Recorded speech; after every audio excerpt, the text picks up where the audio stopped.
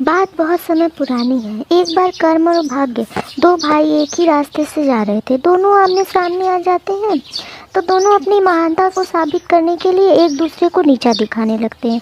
भाग्य बोलता है, कर्म हट जा तू मेरे रास्ते से, मैं तुमसे बड़ा हूँ, मेरे बिना तू कुछ भी नहीं है, इसलिए तू हट जा मेरे रास्ते से, मुझे आगे जाने दे।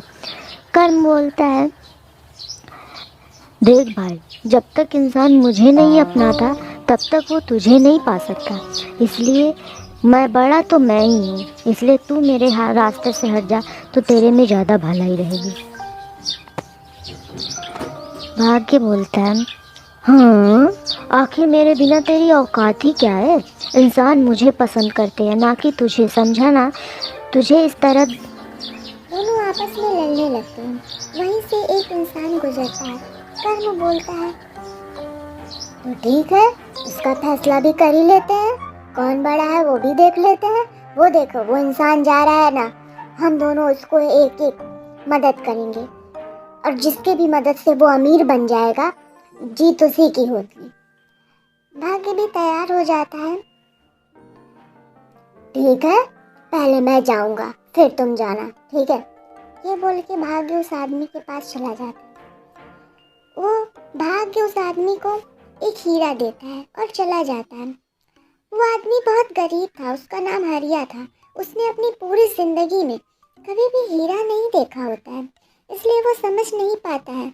उसको लगता है कि वो कोई बेकार सा पत्थर है, इसलिए वो हीरे को पत्थर समझ के उसे पानी में फेंक देता है और वहाँ से चला जाता है।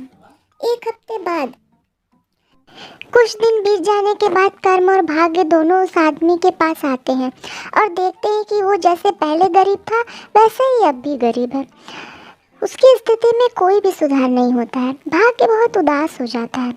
कर्म बोलता है, तुम्हारी बारी तो पूरी हो गई, लेकिन कोई भी फायदा नहीं हुआ। अब मैं जाता हूँ और अब मैं देखता हूँ। ऐसा बोल के कर्म उस आदमी के पास चला जाता है, उससे थोड़ी बातें करता है इधर उधर की, और उससे मदद के बहाने उसे 1 रुपया दे देता है और बोलता है, ये तुम्हारी मदद के लिए, इससे तुम कुछ काम कर लेना, कुछ अच्छा काम करना और अपनी स्थिति को सुधार लेना। ऐसा बोल के वो वहाँ से चला जाता है।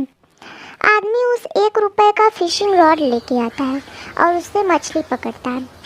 वो एक मछली पकड़ के अपने घर ले जाता है और जब वो उस मछली को काटता है तो उसके पेट के अंदर एक बड़ा सा हीरा निकलता है। ये वही हीरा था जो भाग्य ने उसको दिया था, जिसको वो ये पत्थर समझ के पानी में फेंक दिया होता है। उसको एक मछली ने निगल लिया होता है और वही उसके घर मछली के रूप में आ जाता है। हरिया उस हीरो को पत्थर समझ के अपने घर के एक कोने में रख देता है और वहाँ से चला जाता है।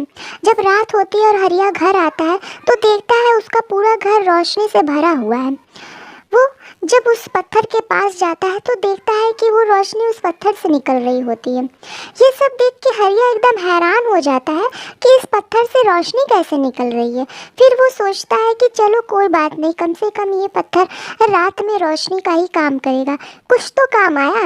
ये सोच के वो चला जाता, अपना काम करता है। कुछ दिन बाद हरिया का पड़ोसी जो बहुत ही अमीर होता है, वो उसके घर कुछ काम से आता है।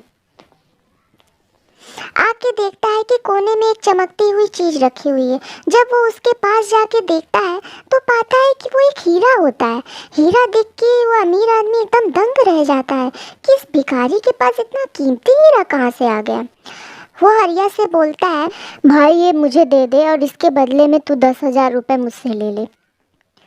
नहीं साहब, मुझे ये नहीं बेचना है, मैं इसे बेचना नहीं चाहता हूँ। आदमी फिर बोलता है, ठीक है तो 50,000 ले लो और ये मुझे दे दो। वो आदमी बहुत मिन्नतें करता है। हरिया नहीं मानता तो वो वहाँ से चला जाता है। हरिया रात भर करवटें बदलता रहता है, उसको नींद नहीं आती। वो रात भर यही सोचता रहता है कि आखिर इस पत्थर के लिए वो इतना पैसा क्यों दे रहा था, क्या खास बात है इस पत्थर में।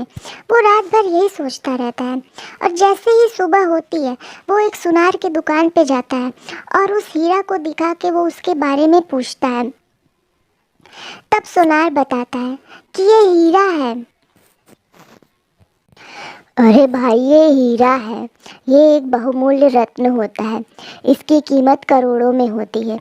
ये सुन के हरिया के होश उड़ जाते हैं।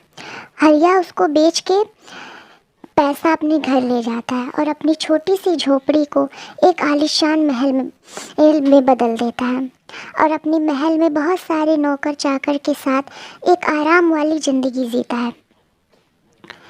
कुछ दिन बाद कर्म और भाग्य अपने परीक्षा का परिणाम देखने के लिए उस गरीब आदमी के घर आते हैं और उसकी अमीरी देखते हैं।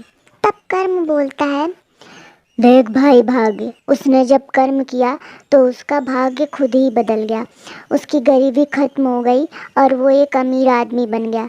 इसीलिए बोलते हैं कर्म करने से ही भाग्य बदल जाता है। कर्म और भाग्य दोनों ही अपनी अपनी जगह बराबर में होते हैं, क्योंकि अगर भाग्य न बदले तो लोग निराश होकर कर्म करना भी बंद कर देंगे। इसलिए भाग्य का होना भी उतना ही ज़रूरी है जितना कि कर्म। और भाग्य भी कर्म की बात से सहमत हो जाता है। तो देखा दोस्तों आपने, कर्म करने से भाग्य बदल जाता है। इसीलिए हमें अपनी पूरी लगन से कर्म करते रहना चाहिए। भाग्य तो अपने आप भी बदल जाएगा।